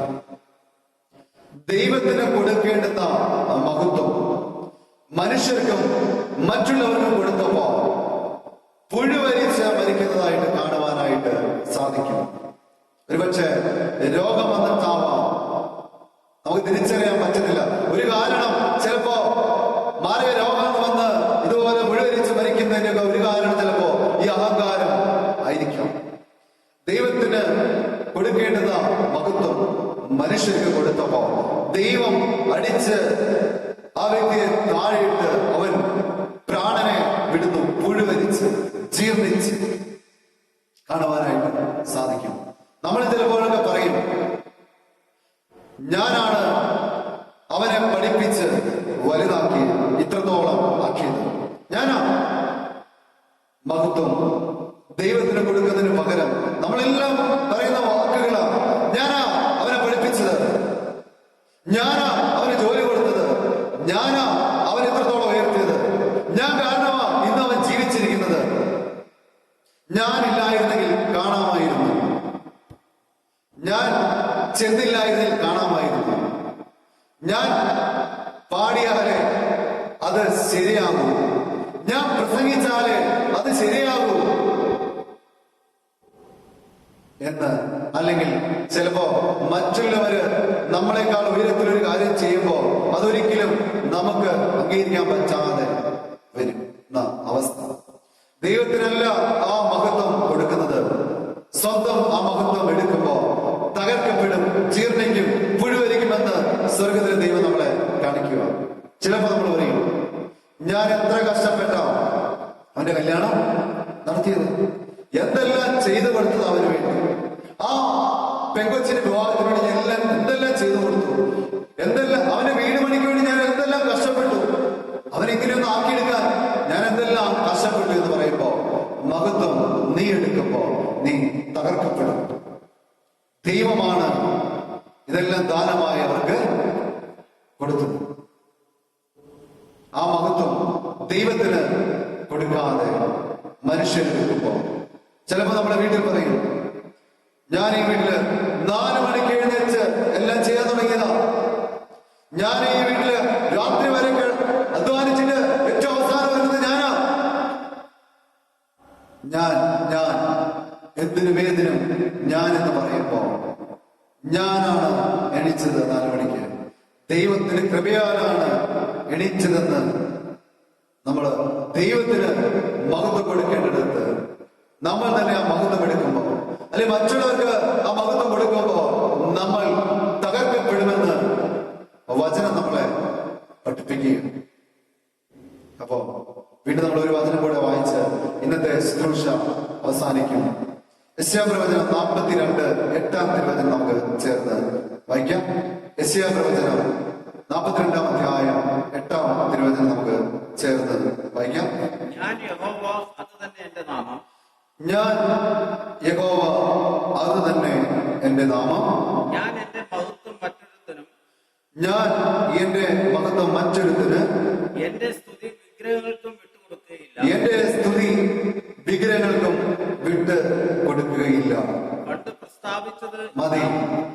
എന്റെ മഹത്വം ഞാൻ മറ്റൊരുത്തിന് വിട്ട് കൊടുക്കുകയില്ല എന്ന് ദൈവം ശക്തമായിട്ട് പറയുക. ഞാനെന്തെങ്കിലും ഓർമ്മ വെച്ച നാൾ മുതൽ ഇതുവരെ വന്ന വഴിക്ക് ചെയ്തതിന് മഹത്വം ദൈവത്തിനാണോ കൊടുത്തത് എന്ന് ഇന്ന് രാത്രിയിൽ ഓർക്കണം. അതെയോ സ്വന്തം ഏറ്റെടുത്തോ, അതോ മറ്റുള്ളവർക്ക് കൊടുത്തോ? നീ ദൈവത്തിന് മഹത്വം കൊടുത്തില്ല എങ്കിൽ തകർക്കപ്പെടും. നിന്റെ തകർച്ചയുടെ നീ 1-ാം സ്ഥാനത്ത് നിന്ന് 0 ആയതിന്റെ ഒരു കാരണം ഈ അഹങ്കാരമാ. ഞാൻ എന്ന അഹങ്കാരം. മറ്റുള്ളവരെ കുറ്റം പറയുന്നത് അഹങ്കാരത്തിന്റെ ഒരു ലക്ഷണമാണ്. മറ്റുള്ളവരെ നിന്ദിക്കുന്നത്, കുറ്റപ്പെടുത്തുന്നത് അഹങ്കാരത്തിന്റെ ഒരു ലക്ഷണമാണ്. ഇന്ന് രാത്രിയിൽ ഓർക്കണം, പിശാചിന് ഞാനും നിങ്ങളും ഇടം കൊടുക്കരുത്. നമ്മുടെ ജീവിതത്തിൽ അവന് കയറി കളിക്കുവാൻ, ഒരു അഹങ്കാരം ഉടലെടുക്കുവാൻ നമ്മുടെ ജീവിതത്തിൽ ഇടം കൊടുക്കരുത്. ഒരൊറ്റ വഴിയേ ഉള്ളൂ അവൻ കയറാതിരിക്കുവാൻ. ഞാൻ ഒന്നുമല്ല, ഒരു കഴിവ് എന്റെയല്ല, എന്റെ ദൈവം ദാനമായി തന്നതല്ലാതെ എന്റെ കയ്യിൽ ഒന്നുമില്ല. ഒരു കഴിവില്ല എന്ന് തിരിച്ചറിയുന്നവർക്ക് മാത്രമേ അഹങ്കാര ജീവിതത്തെ മാറ്റാൻ സാധിക്കൂ.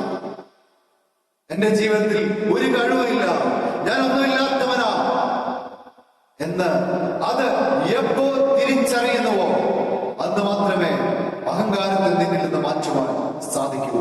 സ്വർഗത്തിലെ ദൈവത്തിന്റെ ആത്മാവ്, സത്യത്തിന്റെ ആത്മാവ് എന്റെയും നിങ്ങളുടെയും ഉള്ളിൽ പ്രവർത്തിക്കാൻ തുടങ്ങും. വിനയത്തിന്റെ, താഴ്മയുടെ ദാസരൂപം പ്രാപിക്കുവാൻ സാധിക്കൂ. എന്ന് ഞാനും നിങ്ങളും ഒന്നുമല്ല എന്ന് തിരിച്ചറിയുന്നുവോ, എനിക്കൊരു കഴിവില്ല എന്ന് തിരിച്ചറിയുന്നുവോ, അന്നേ നമ്മുടെ ഉള്ളിൽ യേശു എന്ന രക്ഷകന്റെ ആ സത്യം ജനിക്കൂ. വിനയവും താഴ്മയും ദാസരൂപവും പൊന്നു തമ്പുരാനെ പോലെ നമ്മുടെ ഉള്ളിൽ രൂപപ്പെട്ടു എന്ന് ഇന്ന് രാത്രിയിൽ നമ്മൾ തിരിച്ച് അറിയണം. ഞാനെന്ന ഭാവം ഉപേക്ഷിക്കണം, എന്റെ എന്ന ഭാവം ഉപേക്ഷിക്കണം.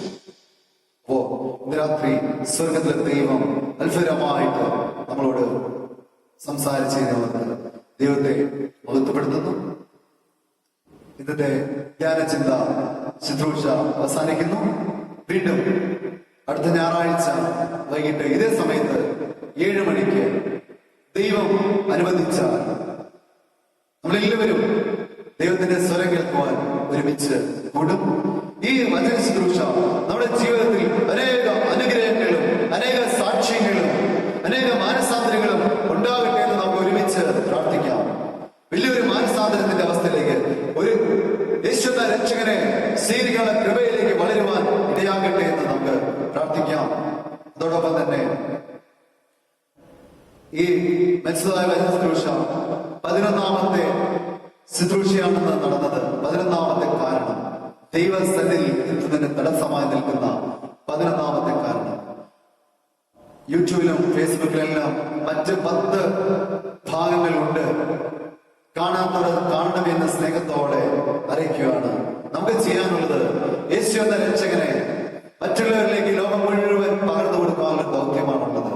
ചെറിയ കാര്യം, ഈ വീഡിയോ മറ്റുള്ള ഒരാൾക്കെങ്കിലും നമ്മൾ പകർന്നു കൊടുക്കണമെന്ന് സ്നേഹത്തോടെ അറിയിക്കുകയാണ്. ഇതുവരെ ഈ വചന ശുശ്രൂഷയിൽ കൂടെ ഇരുന്ന എല്ലാവരെയും ദൈവം അനുഗ്രഹിക്കട്ടെ. അതോടൊപ്പം തന്നെ സ്വർഗത്തിലെ ദൈവത്തോടുള്ള നന്ദി സ്നേഹം കൃപാതിൽ അർപ്പിക്കുകയാണ്. അതോടൊപ്പം ഈ വചന ശുശ്രൂഷ കാണുകയും ചെയ്ത എല്ലാവരോടുള്ള നന്ദി സ്നേഹം അറിയിക്കുന്നു. പരിശുദ്ധ സഭയോടും പിതാക്കന്മാരോടുള്ള നന്ദി സ്നേഹം അറിയിക്കുന്നു. മെൽസുതമായ വചന ശുശ്രൂഷയോടുള്ള നന്ദിയും സ്നേഹവും അറിയിക്കുന്നു. വീണ്ടും അടുത്ത ഞായറാഴ്ച പരിശുദ്ധാത്മാവ് നമുക്ക് തരുന്ന ധ്യാനചിന്ത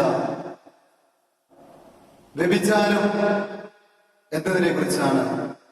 വഴിവിട്ട ജീവിതങ്ങൾ, തെറ്റായ ജീവിതം നയിക്കുമ്പോൾ നമ്മുടെ ജീവിതത്തിൽ എന്ത് സംഭവിക്കും?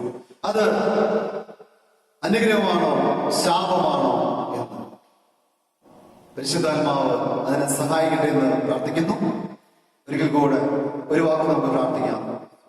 സ്വർഗീയ ദൈവമേ, ഈ സമയം വരെയും വചനത്തിൽ ഞങ്ങൾ ആക്കി വെച്ച കൃപയോട് നന്ദിയോടെ സ്തുതിക്കുന്നു.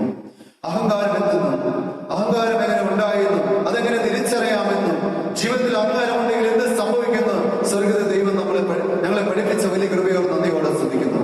അഹങ്കാരത്തിൽ തകർക്കപ്പെട്ടു പോയ വ്യക്തികളുണ്ടെങ്കിൽ, കുടുംബങ്ങളുണ്ടെങ്കിൽ അവരെല്ലാം ഇപ്പോൾ ഞങ്ങൾ സമർപ്പിച്ച് പ്രാർത്ഥിക്കുന്നു. യേശുവിന്റെ ആത്മാവ് കൊണ്ട് ആ കുടുംബങ്ങൾ, ആ വ്യക്തി നിറഞ്ഞ് കവിഞ്ഞൊഴുകണമേ എന്ന് പ്രാർത്ഥിക്കുന്നു. യേശുവിൽ രൂപപ്പെടുവാനും ഒന്നുമല്ല എന്ന തിരിച്ചറിവുണ്ടാകുവാനും യേശുവിന്റെ ഉള്ളിൽ ജീവിക്കുവാനും അനുഗ്രഹങ്ങളുടെ കൃപ കൊണ്ട് ആ കുടുംബങ്ങളിൽ വ്യക്തികൾ നിറയുവാനുമായിട്ട് ഞങ്ങൾ പ്രാർത്ഥിക്കുന്നു.